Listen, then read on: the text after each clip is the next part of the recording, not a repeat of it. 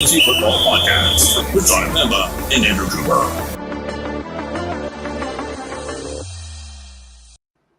What is going on, everybody? John Impemba here with Andrew Cooper. Welcome into the Quick Out Fantasy Football Podcast. Coop, we are back here today talking some wide receiver ADPs for redraft fantasy football leagues.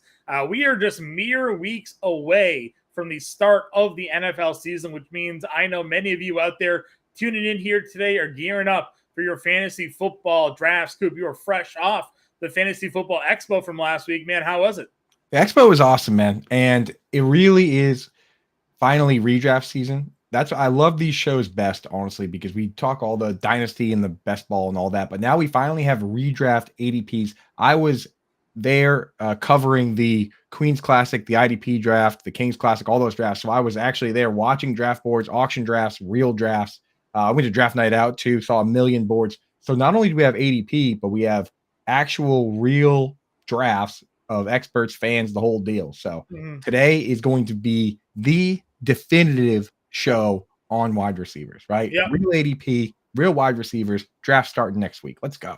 Which is good news because our fantasy football draft guide, which is live and always being updated, along with the fantasy football cheat sheet, which is always getting updated and live on site. You can grab that right now, your copy. You can get it free if you sign up for an all-pro subscription, which gives you access to all of our premium content on site and getting you ready for this upcoming NFL season. Or if you want to just go ahead and buy the draft guide and cheat sheet itself, you can get that there as well. But why not just sign up? Comes with a 7-day free trial. You get access to our premium Discord, get access to all the content that we have going on. Of course, the cover man of our draft guide this season is a wide receiver. It is CeeDee Lamb. I know we're all pretty bullish here on the Dallas Cowboys wide receiver this season. Hopefully getting a full year to play with Dak Prescott, given Prescott's recent injury issues here. But let's not waste much time, Coop. Let's just dive into what we got going on here today, talking ADP wide receivers. Before we do that, I guess I should also do a quick mention here. We are doing a giveaway today. For those of you who are tuning in, we're giving away a free entry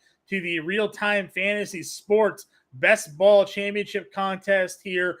Getting an opportunity to win $25,000. I mean, cool.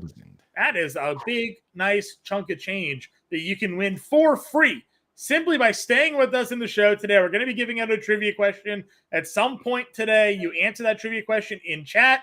That free entry to the RT Sports Best Ball Championship will be yours. Hell yeah. We got some people trickling into the chat. Scott Frankel, what's up? Foxborough News popping in saying 16-man half PPR league, John.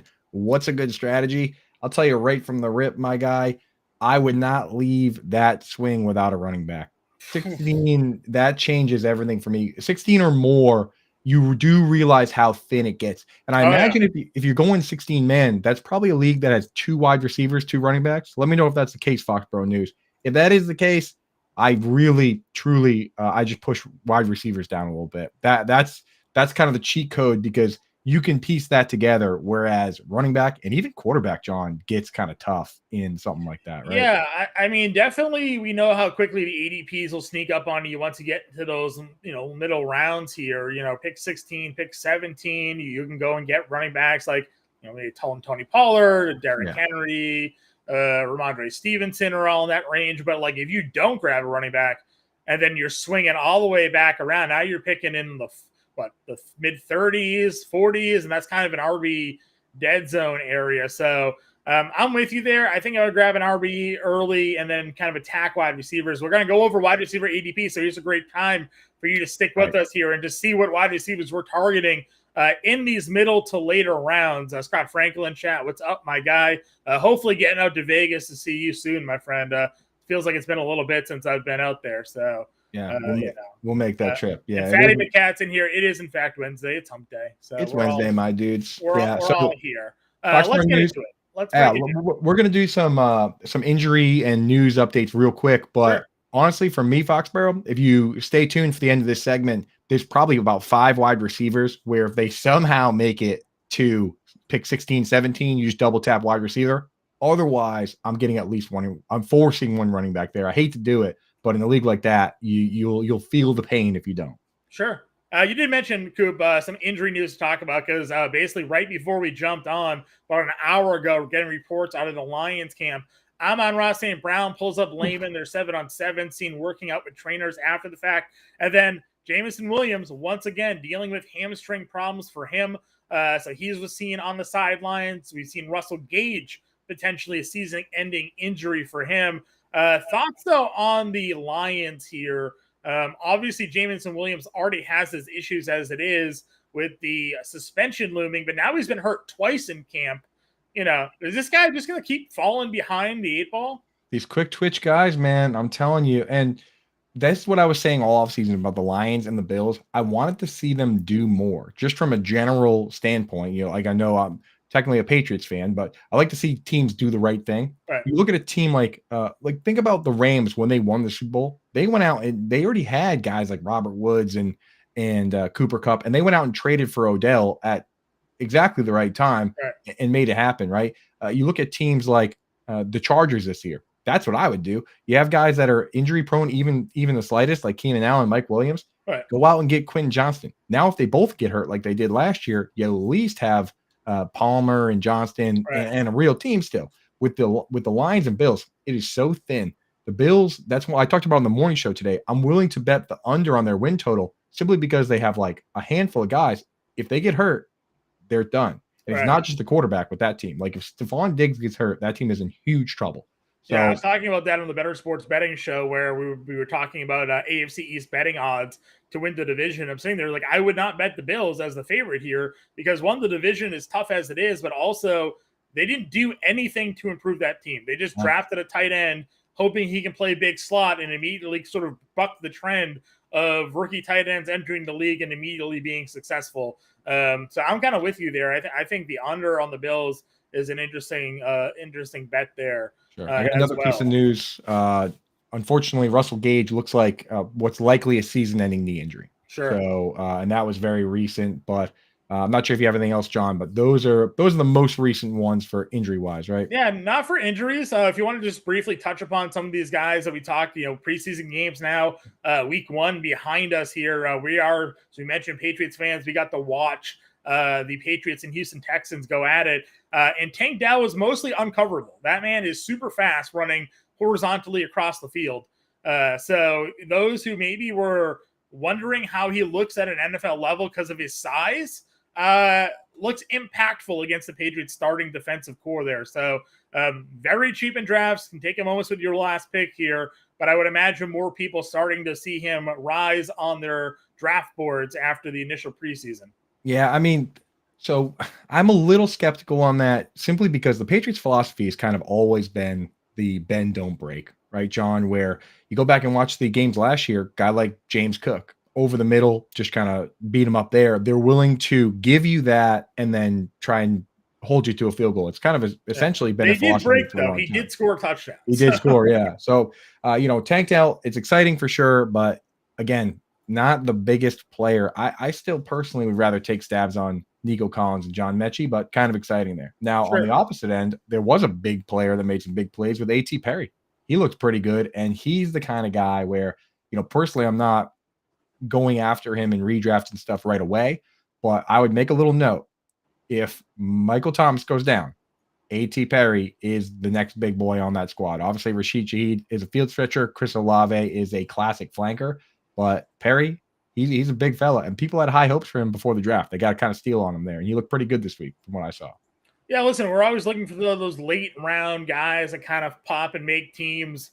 We've seen that in New England, obviously, with Davis, the way he's starting to make some noise in camp. Well, guys like Tyquan Thornton, who was a second-round pick last year, is getting pushed down the draft board, down the rotation, rather, in New England here. So, thoughts on just kind of another quick overview of the rest of the wide receiver position following week 1 of the preseason?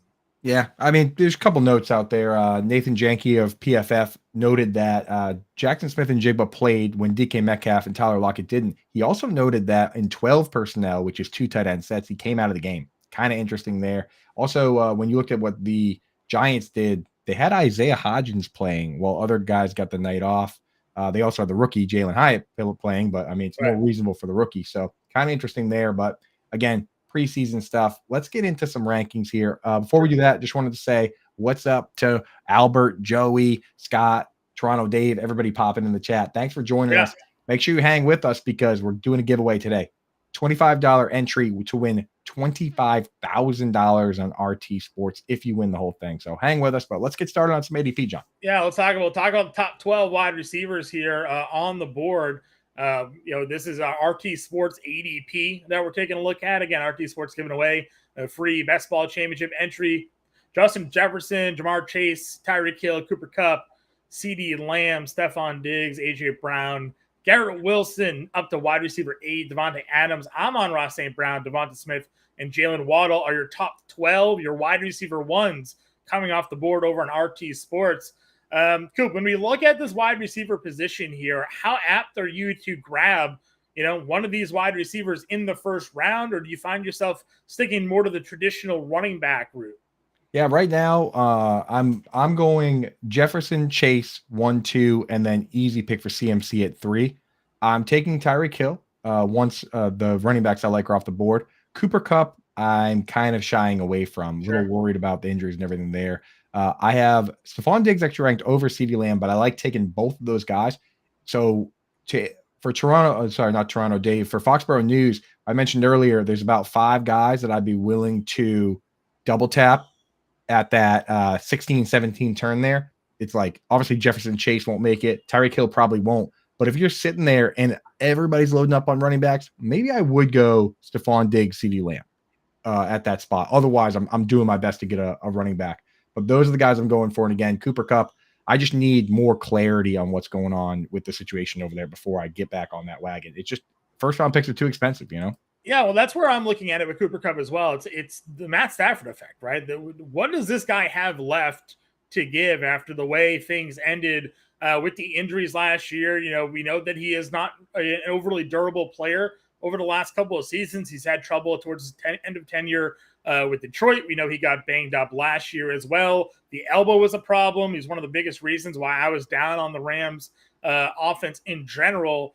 So it's not even just the Cooper Kupp injury that that he's looking to see him come back from. It's who's throwing him the football this year because it ends up being like Stetson Bennett. I don't think Cooper Kupp's paying off his wide receiver 4 tag here. The other one I want to ask you about is we see on this right here, both AJ Brown and Devonta Smith are top 12 wide receivers. AJ Brown going about 11 picks ahead of Devonta Smith. Do you feel that AJ Brown is maybe being drafted at his ceiling where there could be some lift still for Devonta Smith to move up the boards? Yeah, here's the problem that I run into with AJ Brown and also Garrett Wilson is that I have Devontae Adams ahead of both of them. And I mean, I look at the Vegas odds for these guys, and it's crazy that if you look at a site like DraftKings, they have the lines for AJ Brown set at 75 receptions, 1,050 yards, and 7.5 touchdowns. 75, 1,000, 7.5. They have Devonta Adams set at 99.5 receptions, right, 1,300 yards, 8.5 touchdowns. Every category, the sports books have him set ahead. Now, obviously, injuries baked in, but if they're baking that into their lines, maybe that we should bake that in. So I'd much rather draft Devonta Adams and then sprinkle a little money on AJ Brown. Right. So that's what happens when you're at these top parts of the draft. If you move a guy 2 spots like that, it eliminates everybody else. If you come out and say CeeDee Lamb is your wide receiver 2, you're going to have CeeDee Lamb in every league, right? So you got to be very careful tinkering with the rankings here, but I'm willing to do that. Again, it's like I don't really end up with Amon-Ra, AJ Brown, or Garrett Wilson because I like Devontae Adams and I like Jalen Waddle. Right. Devonta Smith is a guy that I absolutely get. And again, the decisions we have to make, I only get T. Higgins in leagues where I take Devonta Smith and then T. Higgins comes back around. Right. So it's kind of interesting the way it goes, but you got to pick your guys or not, John. Well, that's what it's about, right? And you mentioned, where Devontae Adams is falling in some drafts here, and in the quarterback position and just the offense in general for the Raiders, I think has a big part to that. It's not the talent that's the problem with Devontae Adams. It's just simply the talent that could be throwing him the football. Now, we saw a lot of success that he had with Derek Carr last year, but look at the quarterback room with the Raiders this year, and if Jimmy Garoppolo isn't able to finish a full season, which is something that he's obviously struggled to do over the course of his career, like then what? Who's throwing the football to Devontae Adams, and how on earth is he supposed to be a top wide receiver one in fantasy football if that ends up being the case. And while you say injuries are sort of baked in, again, it's not necessarily just the injuries of the player, but it's the injuries and potential offense of the team around him. It's one of the reasons why I'd rather take shots on an offense in Dallas with Dak Prescott and CeeDee Lamb, who I saw have a big year last year with missing Dak Prescott for half the season, than risk having to deal with Garoppolo or Hoyer or whomever is the quarterback there for the Raiders. First of all, you got to get on board with Aiden O'Connell, man. AOC, baby. Far left. Let's go. I do have CeeDee Lamb ahead. So Lamb is where I draw that line, but guys like AJ Brown and Amon-Ra, I'm just not feeling it, man. Even in full PPR with Amon-Ra St. Brown, he got 150 targets last year and didn't even crack 1,200 yards. Like, what kind of was he going to get 200 targets? I mean, maybe. I definitely maybe, but I agree with you. The very safe, just boring, you know. Yep. So that's where I'm at. Let's go. Let's get to the next group here. Sure. We'll break it down. This is 13 to 24 that we're looking at. So basically, your wide receiver twos in fantasy football here. Chris Olave coming off of wide receiver 13. T. Higgins, Calvin Ridley on RT Sports is your wide receiver 15. DK Metcalf, Deebo Samuel, Amari Cooper, Terry McLaurin, Keenan Allen, DeAndre Hopkins, Jerry Jeudy, Christian Watson, DJ Moore, 13 to 24 there over on RT Sports. Threw the image up of Calvin Ridley because it feels like he is one of the more debated players in fantasy football this year. We did the fantasy football debate series article already on Calvin Ridley. Where do you stand on Ridley this year? Yeah, I'll tell you what, man. You have been in on Ridley, and I was kind of cautiously optimistic, but I'll tell you what. After what we saw in the preseason this week, where Christian Kirk was kind of quietly the odd man out. He only played one snap out wide. He played in the slot and then came out. It was Zay Jones and Calvin Ridley on the outside. I thought it would be more of a case where Zay Jones comes out and Kirk moves to the outside. Now, if you want a piece of this team, it's kind of scary to go for Ingram. Kirk now, who seemed safe, seems like he might be in a Tyler Boyd type situation, which would be disgusting. Right. And Zay Jones, anytime he faces a real corner, just takes a day off. So if you want a piece of this offense, you're either drafting Trevor Lawrence or, going for ETN, or honestly, Calvin Ridley is starting to feel like a pretty good pick. Yeah, listen, like you mentioned, I was drafting Calvin Ridley early. I was buying in. The last time we saw him play a full season in the NFL, top 5 wide receiver, just an absolute stud.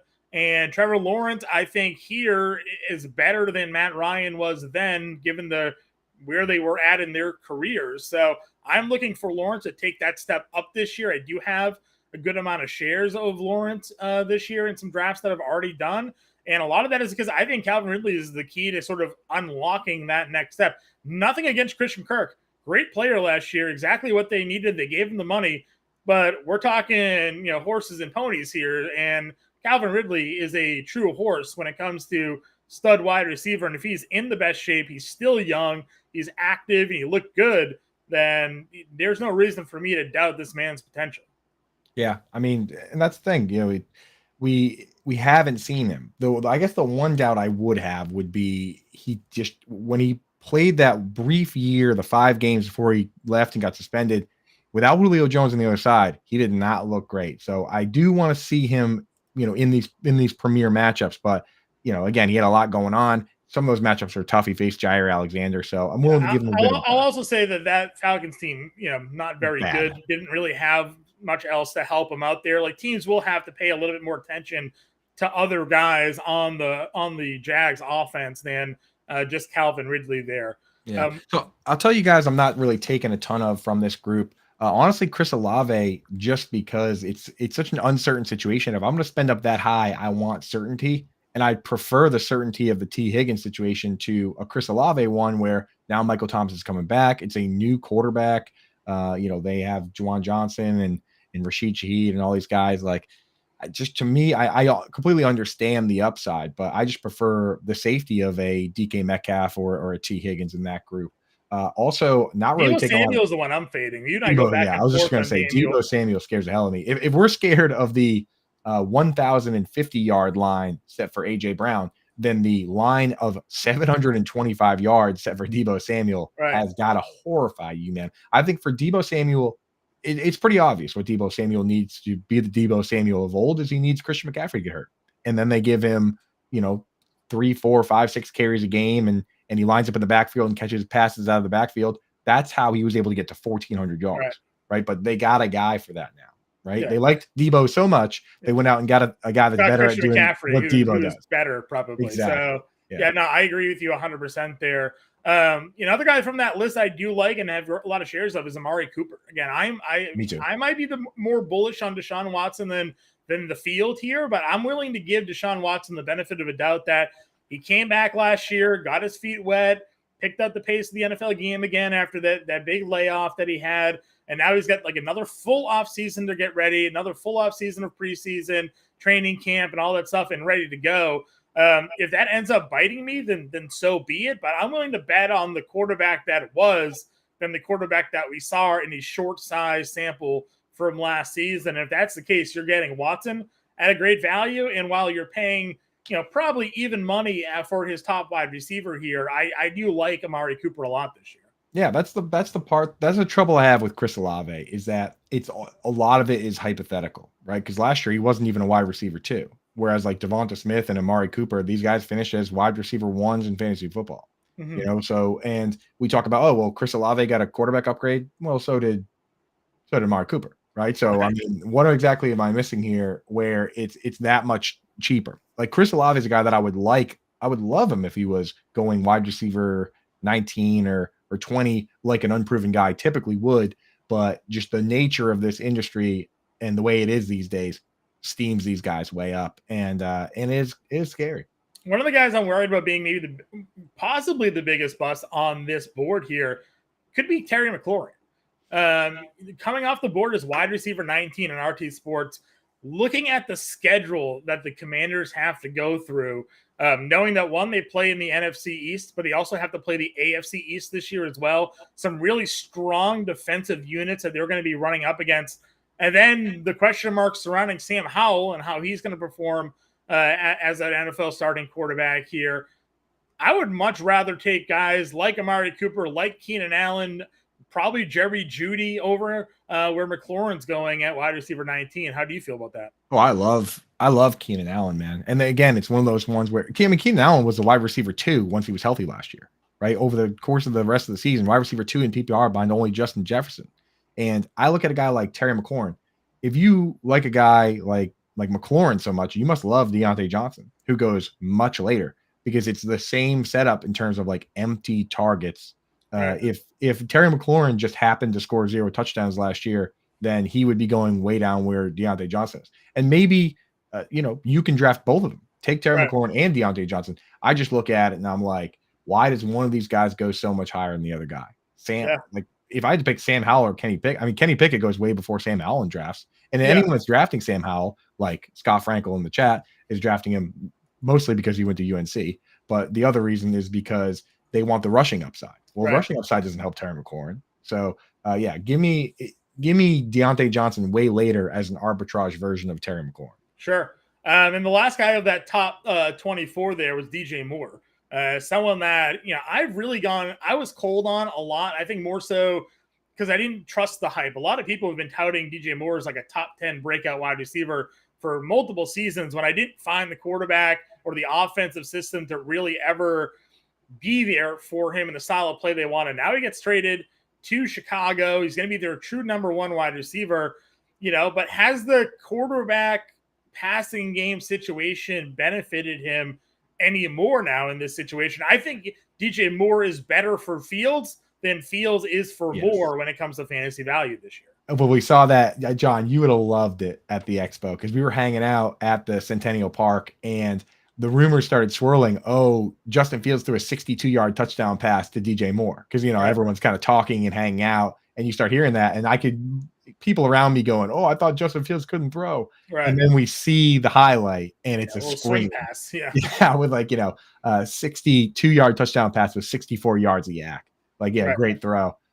Justin Fields, obviously he could take a step forward, but I'll tell you what, DJ Moore, because of the nature of the way he plays, because of the nature of what Justin Fields does and the chunk plays he can create for himself and for everybody else, if you're the person in the show that wins the RT Sports Best Ball entry, that's the format to take somebody like DJ Right. Moore, because there's no question he's going to have monster chunk plays and touchdowns. The question is when, right? Right. The thing with a guy like Deebo Samuel, honestly, is like we know he's going to have an end around, probably a couple for a touchdown, but just sitting there and picking the day to put him in your lineup or not is where you pull your hair out, right? Mm-hmm. I agree with you. Moving on over to 25 to 36 here.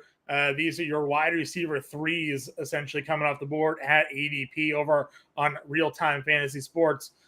You got Mike Williams, Christian Kirk, Chris Godwin here at wide receiver 27, Drake London at wide receiver 28, Brandon Ayuk, Tyler Lockett, Michael Pittman, Deontay Johnson, and George Pickens going back to back here over on RT Sports. Mike Evans, Marquise Brown, and Jackson Smith and Jigba makes the list as wide receiver 36.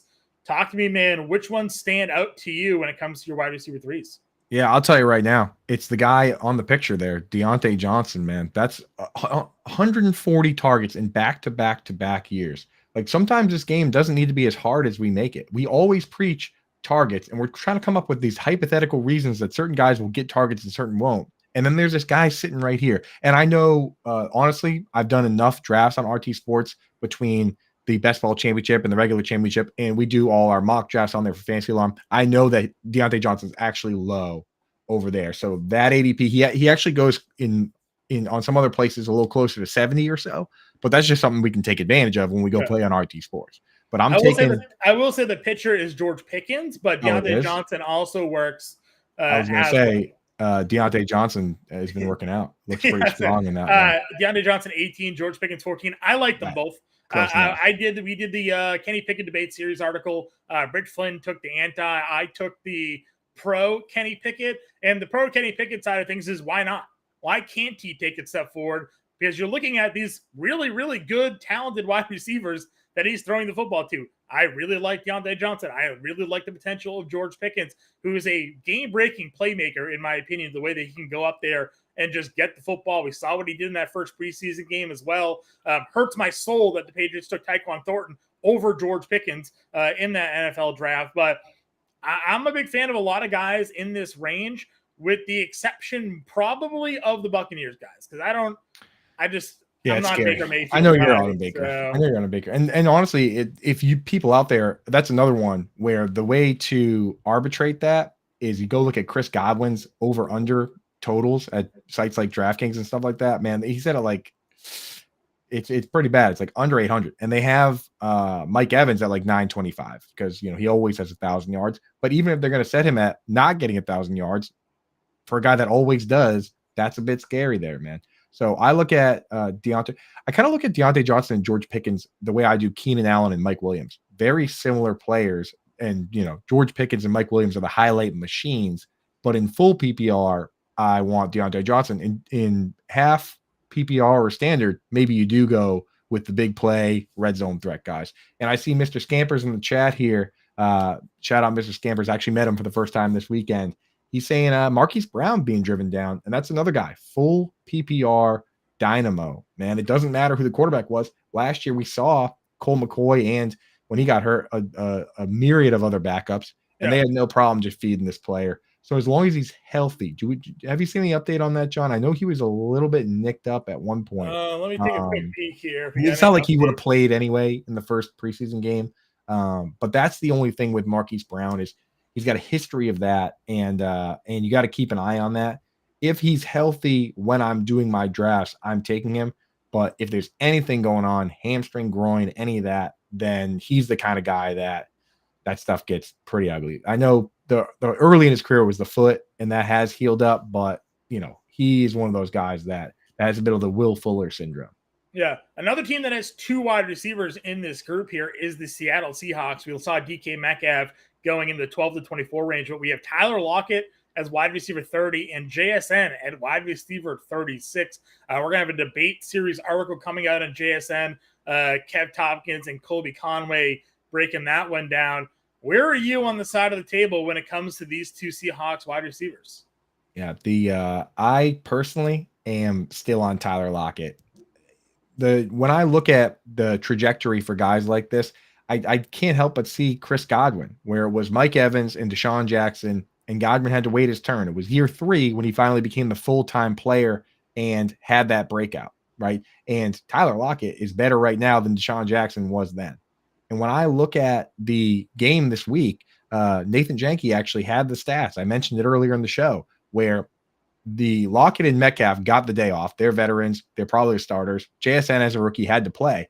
But when they went to 12 personnel, even without Metcalf and Lockett, which is kind of concerning, they took JSN out. What that tells me is JSN has a specific role within the playbook, right? And other guys were out there saying, okay, you're going to be DK Metcalf and you're going to be Tyler Lockett. And when it came to 2 wide receiver sets, the guys playing those roles, probably the backups for that role, stayed on the field, and JSN in his role, which of course is likely to be a starting role in 3 wide receiver sets, he comes out. That, even in a preseason game, things like that, you see him and they worry you. I would have loved to see, if you're a JSN fan, you would have wanted to see them say, okay, you move to flanker for this. That, because then you say, okay, that's what his role is. He's going to be inside and outside. He was just inside, and that does scare me a bit.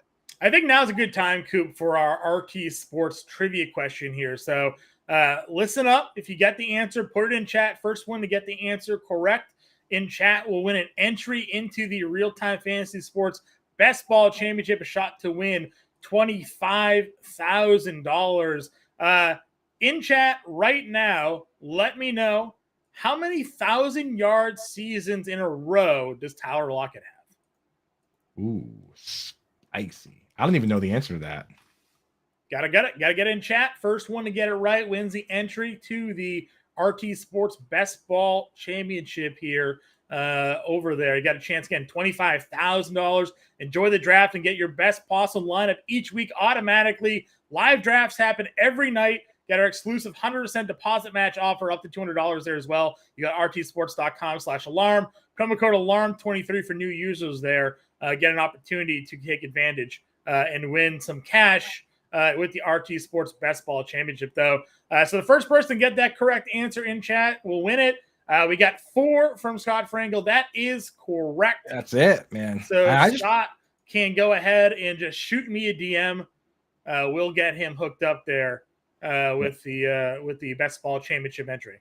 And when I wrote my DK, I wrote an article just on DK Metcalf earlier this year, but included with that a little snippet that says, hey, that doesn't mean we don't draft Tyler Lockett as well. I mean, since DK Metcalf has come into the league, he's outperformed ADP every single year. Last 4 years of 1,000 yards. The year before that, he had 965 and 10 touchdowns. So I mean, this guy, not only does he put up the 1,000 yards, but these are his touchdowns the last 5 years: 9, 8, 10, 8, 10. Tyler Lockett, just a baller, man. He's just a pure baller. So yeah, I have no problem taking Metcalf. I have no problem taking Lockett. And honestly, the whole situation just makes me a little more interested in Geno. I know that you had mentioned that you're a little worried he was operating at his ceiling, that he was a little too efficient. I do. I mean, he led the league in completion percentage last year. So I mean, it feels like there has to be some comeback from that, or he's just Jake Delhomme, right? Like the rare guy that just breaks out in his 30s, and here he is. Here he is. But hey, and the other part that people forget is that Geno, we hadn't seen him in so long, and we hadn't seen him in this offense. Nobody had tape. Nobody had tape on this guy, and now everybody does. Now everybody has a full season of tape where they can sit and nitpick and say, "Oh, look at when they're running this play, Geno has his They are right doing foot." the smart thing though. They're getting him talent, right? Yeah. There's so many times we said we talk about management and teams, and they don't surround and support their team, their offense with guys that can make plays. JSN adding to that team, Zach Charbonnet adding to that team to go with Kenneth Walker, to go with DK. They are loaded offensively to compete in that division. If Geno Smith can just give them another good, solid year at the quarterback position here. So yeah, congrats to Scott there, getting that right. You see our producer, Ernie, putting the email link in chat. You can go ahead and email that. Let them know you won the Quick Out Fantasy Football RT Sports Contest, and we'll get you the entry to that Best Ball Championship over there. Coop, let's break it down now. Wide receiver 4 is off the board over on RT Sports.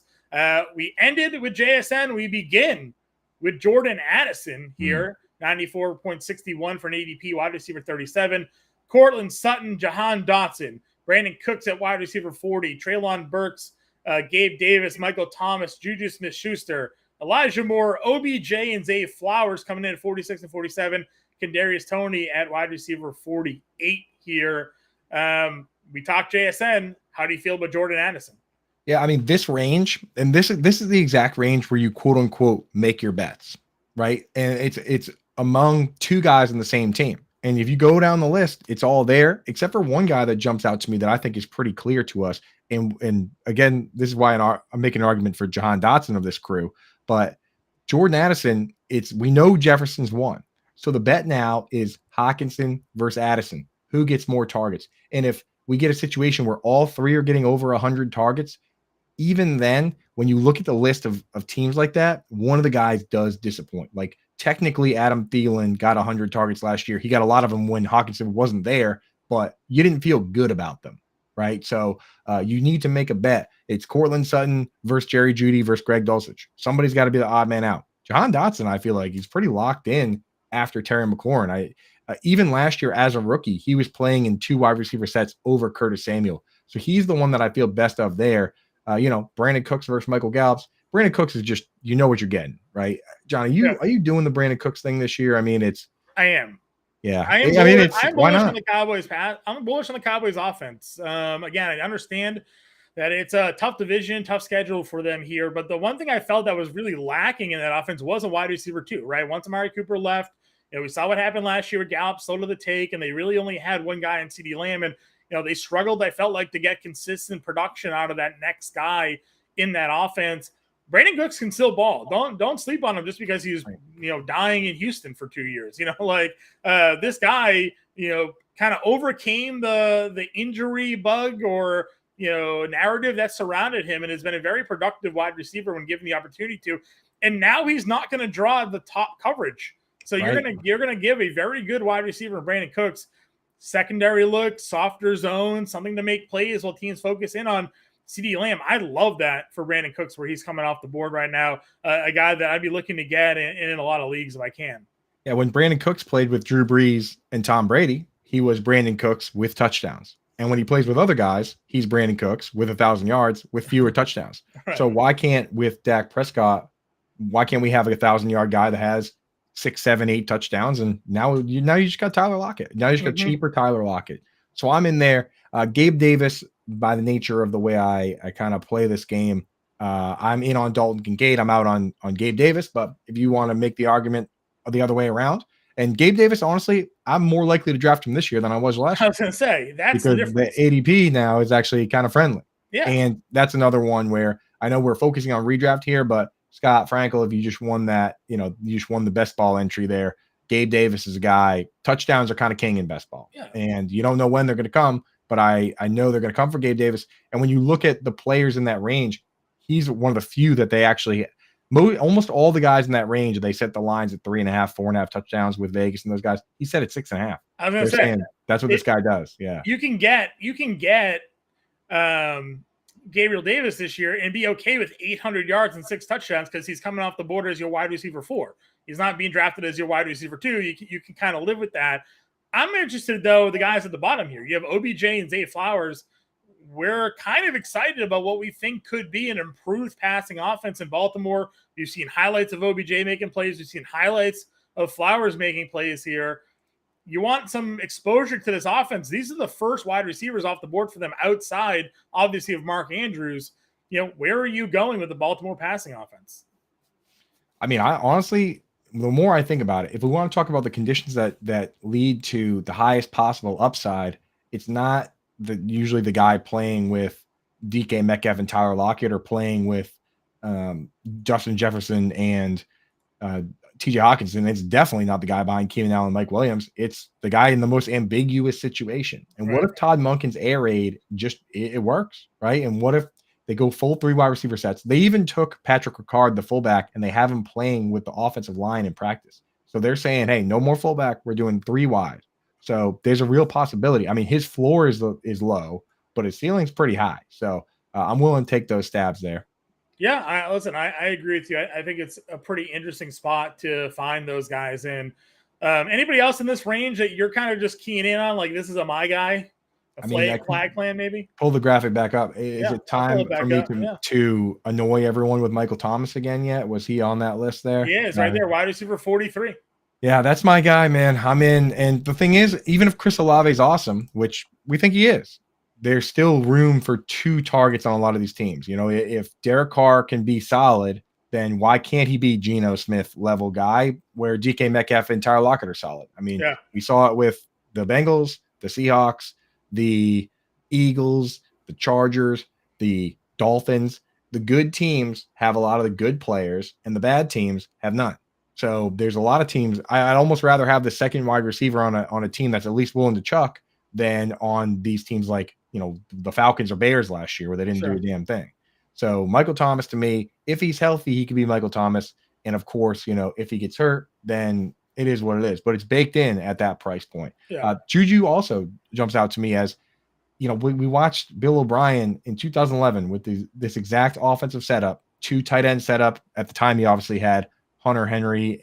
Sorry, he had Rob Gronkowski and Aaron Hernandez, and now it's Gronk and Gesicki. But under those conditions, again, with Tom Brady, Wes Welker got 173 targets. Now, Juju doesn't have to be Wes Welker. He doesn't have to be Julian Edelman. At that ADP, all he has to be is Jacoby Myers. Right. And they could have had Jacoby Myers. They paid more for Juju. So if he can just be better Jacoby Myers, then he'll be well worth wide receiver 44. Yeah. A guy that I'm willing to be hurt again by is Cortland Sutton. I was very big in on the Broncos last year. Like I think a lot of people were. We bought into the short videos of Russell Wilson running around a high school field, throwing bombs downfield. And obviously that just didn't work with Nathaniel Hackett. But now you have Peyton, a better offense. And they didn't really discount Jerry Jeudy's ADP at all from last year, but you're getting a discount on Cortland Sutton here, coming off the board as wide receiver 38, 98, pick 98 overall. So I'm in on Cortland Sutton here this season as a guy that I think can really come back and bounce back in a better offense. And undo the math here over on Twitch, I agree with you. How Baltimore has no wide receivers in the top 30. That's what we're talking about. They have Mark Andrews. Obviously, Mark Andrews is going early in drafts, but no wide receivers. You know, that's something that's questionable there. The people in the chat and the people listening to this have to keep in mind that the vast majority of fantasy gamers are casual players, right? Like the ADPs and all that stuff are generally created, especially this time of year, by casual players. The fact that you have a Twitter account and you maybe have sent a tweet at any point or gone on Reddit or joined this chat or listened to the show puts you in the top tier of fantasy gamers. A lot of the people out there, you know, are playing in office leagues and they don't know what's going on, or they play in one hometown league. And those people can even be knowledgeable, but last year's results drive a lot of the ADP. You see it a ton at the tight end position, right? Yeah. Like where Evan Engram is still going as if he's going to be a top 5 tight end. And even I, the biggest Evan Engram fan, say the conditions change. So if you come in the chat, you know, do the math and say that you recognize that the system has changed, you've already done more thinking than 90% of the people out there. So you think in the right way. And we're just here to help guide you through what we're doing. But I love what, you know, Scott Frankel, he says that Michael Thomas is going to get hurt and he likes Rashid Shaheed, especially in best ball, because he's a speedy outfield guy, outside guy. You know what? If that's what you think happens, lean into it, man. Absolutely could happen. I've seen it happen 2 years in a row now. 3 years in a row, actually, if you really think about it. So 100% there for sure. I mean, you're right. Like, there's a lot of analysis sometimes here is predicated off of past results and not necessarily what's moving forward, whether it be an offensive system change, a personnel change, just year-to-year growth. You know, again, one of the arguments that we make with Kenny Pickett is, well, look how bad he played last year. Like, yeah, as a rookie in the NFL, they got thrown in week 4 and like had to adjust on the fly. Like, the quarterback position is one of the more difficult positions, the most difficult probably to learn at the game, the pace the game is played at. I'm willing, you know, don't just hammer a guy his rookie year, or we would have thrown Trevor Lawrence out with the bathwater after his first season, you know? Yeah. So that's why in our draft guide, the Fantasy Alarm draft guide available now, if you go check that out, it's not just rankings. The rankings are in there and there's multiple sets of rankings, but Howard Bender has a series where he goes through and he tells you exactly what offenses and defensive schemes have changed. He says, hey, here's what's going on. I mean, you go to the Bengals, everything's virtually the same. Zach Taylor, it's the same wide receivers. Irv Smith for Hayden Hurst, who cares? It's all the same. You can count on it. And then you go and you look at the Ravens in there, and you see they're not using a tight end. You go look at the Texans. Sorry, they're not using a fullback. You look at the Texans, and you see that just this past week, Andrew Beck played every single snap in the first series. So they are using a fullback. It changes the dynamic. So that series by Howard Bender is must read for me every year, because I look through and say, okay, what happened last year? We can count on it. And then I look and say, okay, what happened last year? Right. Forget about it. So yeah, definitely check that out. It's a big part of what we do with the draft guide in making you better at this, not just giving you the answers. Here we got the wide receiver 5s here off the board. Picks wide receivers 49 through 60. Sky Moore, Quentin Johnston, Adam Thielen, first Carolina Panther to make the board. Romeo Doubs, Alan Lazard, Jamison Williams, Donovan Peoples-Jones, Rondale Moore, Nico Collins, Rashad Bateman, Jacoby Myers, and Jalen Hyatt. Your 49 through 60 here, Coop. Jamison Williams is the image player here. Of course, he got hurt today. He's suspended. How does this change your thought process on drafting Williams? Because, again, the wide receiver group and room in Detroit is it's lacking some talent there, sir. Yeah, I still would rather draft Jamison Williams than somebody like Quentin Johnston. Quentin Johnston, to me, he feels like a double handcuff for highly injury prone players. But, I mean, put it this way, if Mike Williams is Mike Williams and Keenan Allen's Keenan Allen, and Quentin Johnston is fantasy relevant, then it doesn't matter who got Quentin Johnston, because whoever gets Justin Herbert is going to win the league, right? The one that's interesting, if he can beat out Josh Palmer, there's a path for him to still play like 40 to 50% of snaps, but he needs someone to go down to play 90. Right. That's the case, man. And it's so easy for us to say, oh yeah, one of Mike Williams or Keenan Allen is going to get hurt. But you also have to think about if and when that's going to fit into what the heck you're doing at the time. And if you can even carry that guy on your bench, like if you only have 4 or 5 bench spots, you're going to wait around for the right time. And then, when one of those guys gets hurt, now you have to be in a situation where you have somebody that you can take out of your lineup to put him in there, and you don't even know if he's going to pop right away. So it's a lot of to do and waiting for something that might not even happen. Whereas Romeo Doubs is out there in 2 wide receiver sets just this weekend.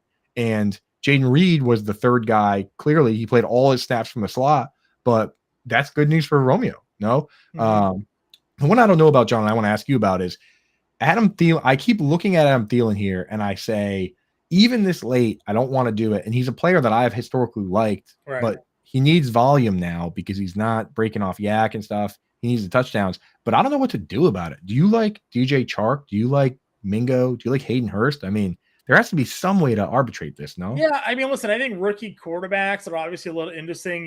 They bring in Mingo with him, so there could be some chemistry building there with Stroud and Mingo kind of going through rookie camp together, going through all this stuff. But Thielen, to me, is actually kind of interesting because he can be a safety blanket for a rookie quarterback. Yeah, much in the way like Hayden Hurst could be as well. But, a guy that maybe needs a quick bailout or a short yardage dump off or something like that he knows, all right, Adam Thielen's going to be here. I don't have to really wait for DJ Chark to beat somebody downfield and let that play develop. Like Thielen's a guy that could be that bailout option for him. So I could see there being a scenario where Thielen is the leading receiver on that team this year, but what does that look like? 800 yards? Like it's not really, I don't like the prospects of taking Thielen there. Undo the math through in here. He could see guys like Hyatt and DBJ and Lazard outperforming their rankings. When it comes to best ball drafts, Jalen Hyatt is actually my highest rostered wide receiver. One, because of how late he's going in drafts, he's just always that like last pick flyer for me. But my biggest evaluation when it comes to wide receivers, and we talk about all the time, Coop, is what does the room look like? Who's ahead of him on the depth chart? Is this guy really that much better than this player that he can't play over him?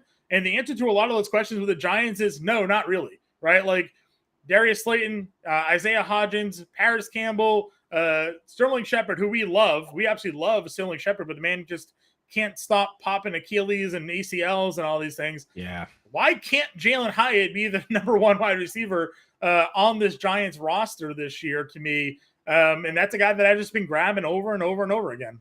Exactly. And it's like the way I've been handling it is I've kind of broken them down into categories. Like we love Sterling Shepard for the targets. When he is healthy, he averages like 8 targets a game. Oh yeah. Him and Danny Dimes are a great connection together. Right. But he's not really, he's not really going to have a ton of 100-yard games. He's more like the ceiling for him in the best possible world would be like an Amon-Ra type dink and dunk player Whereas Jalen Hyatt, especially in best ball, this guy can fly. And you look at the list of Fred Biletnikoff winners, they're not just giving that award out. Like this guy can ball. So yeah, I'm absolutely interested in the problem that I have with a guy like Isaiah Hodgins is that Darren Waller should be doing all the things that he did last year, but better. And they have a ton of slot guys. There's nobody does what Jalen Hyatt does. His role is secure. It's just a matter of whether that role is going to get consistent targets. But in best ball, you don't have to worry about that. Right.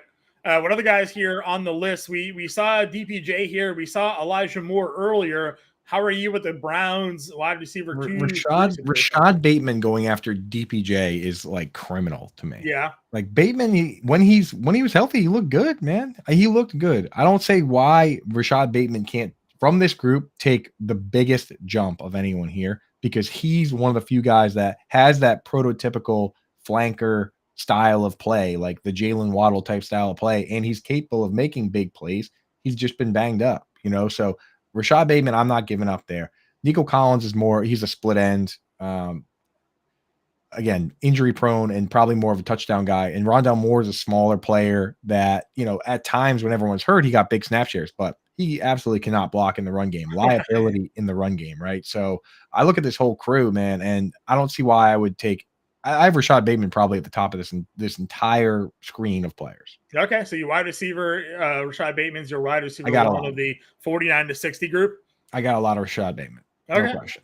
Yeah, I haven't grabbed much of him because I look at the fact that they did use a first round pick on Flowers and then they signed OBJ. But I do get what you're saying. Like 2 years ago or going into last year, everybody was in love with Rashad Bateman. Yeah, the floor is bad because of Mark Andrews, right? Because there's not going to be 3 fantasy relevant pass catchers, but there could be 2. So that's the bet. That's the bet there. And that's why I said I have no problem taking Zay Flowers and Rashad Bateman, and I'm willing to be wrong on OBJ. But yeah, I mean, it could turn out that Bateman's just the odd man out, which would stink. But I just keep looking back. I look back on how they were willing to get rid of Marquise Brown because they had Rashad Bateman. Right. And it's hard to believe that they would have given up on that already. But hey, maybe that's going to be the play. They just draft a guy and get rid of the other guy. Would you go back to the Browns question though? Would you go Elijah Moore or DPJ? I personally like David Njoku, but if I'm going to take one of those, we like Amari. We think Amari's one, and it's David Njoku versus Elijah versus DPJ. If you check my Twitter mentions, DPJ's uncle told me when I asked that question that it was going to be DPJ, but I didn't want to break his heart by saying I think it's going to be Elijah Moore as a second wide receiver. You got a couple more minutes left here in the show. Talk to me about just some late round flyers that you got on your board at the wide receiver position. Yeah, I got a bunch, man. I wish we had more time for this section here because I know we got like I talked about earlier, the people listening to the show usually in some pretty deep cut leagues. I'm still in on John Mechie as a guy that I don't think Tank Dell is an every down player.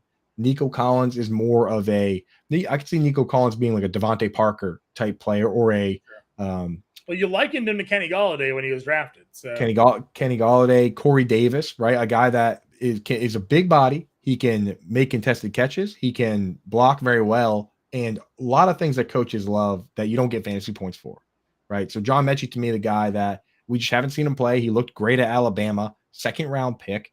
Why not take a shot on just the random upside there? And I'll give you one more before I throw it back to you. I've been taking a lot of, in the very deep leagues, industry leagues or 20 or 22 round leagues, taking guys like Michael Wilson. So Michael Wilson is a rookie for the Cardinals, and there's 2 things going for him.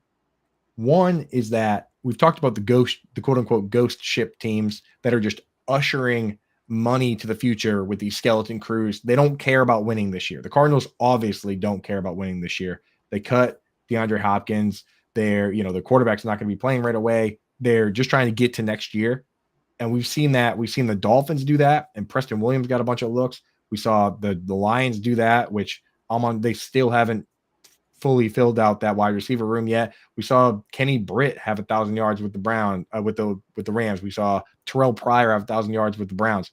Like this guy, he's in a position where they don't have much going on. And the other part of it is that you look at the other guys they do have: Marquise Brown, Greg Dortch, and Rondale Moore. Michael Wilson has 30 pounds on the biggest one of them and 4 inches on the tallest one of them. So he's just a different player than those guys are. And we've seen time and time again, that teams like to have a split end, a flanker, and a slot. So this guy could be a starting player for that team right away. He's going crazy deep. Yeah, I like that. I think that's a pretty good call. And yeah, I know that he's been on your radar almost since draft night. It feels Keeping like an eye on him. right after he Yeah. got drafted, we looked at that team, and then once the things happened with Hopkins, you're like, I mean, size plays. Now we're in, right? And it's like there's always every once in a while this guy like that. Like everyone likes to think they were all over Terry McLaurin, but nobody liked Terry McLaurin before the draft. He was just a 3rd-round pick. Paris Campbell from his own team went before him. Like this guy's a 3rd-round pick. It's not a joke. You know what I mean? Like he could easily be one of, if not the best wide receivers from this class because we have no idea. Sure. I got Scott here talking about Josh Downs. I have a couple of shares of Alec Pierce. I do like Michael Pittman a lot this year, but Downs could obviously be a guy that kind of comes out and breaks through. The dart throw that I want to throw out there is Van Jefferson. I understood I was down on Cooper Kupp, but obviously Cooper Kupp's going top 5, top 6 overall. You're getting Van Jefferson for your last pick, essentially. He's going to be the number 2 wide receiver in this offense. And if something goes down, there's at least some potential where if Stafford can put forth a healthy season, that there's going to be value there where he is being drafted. So, for me, I think Van Jefferson's another dart throw. But again, I've been taking really just Jalen Hyatt as my last round guy there. So one quick last note on Josh Downs before we go for Scott Frankel. Anybody else out there that likes him? Josh Downs goes so deep in ADP that what I've been doing is I take Alec Pierce and then I have Josh Downs like ready to be added if anything happens. Like, so week 1, if we go out and Josh Downs plays a full snap share and Alec Pierce plays like a smaller share, I'll immediately drop Pierce for Josh Downs. The reason I take Pierce is that you can't really do it the other way because Pierce gets drafted in many leagues and Downs doesn't. So that's kind of how I'm handling that one if possible. But if it's a deeper league and you have to pick one or the other, I might just pick Downs at his ADP. Yeah, I agree with you. All right, guys, that's the show this week. Of course, Coop and I will be back next Wednesday. Tune in. We'll break down some more redraft ADPs. Get the Fantasy Football Draft Guide. Sign up now. Become an all-pro member. fantasyslam.com/win. Get an opportunity, 7-day free trial, draft guide, cheat sheet. All the fun stuff is happening there. Get us on Twitter. Stay tuned for Alarm Fantasy Football coming up next. We'll talk to you guys later.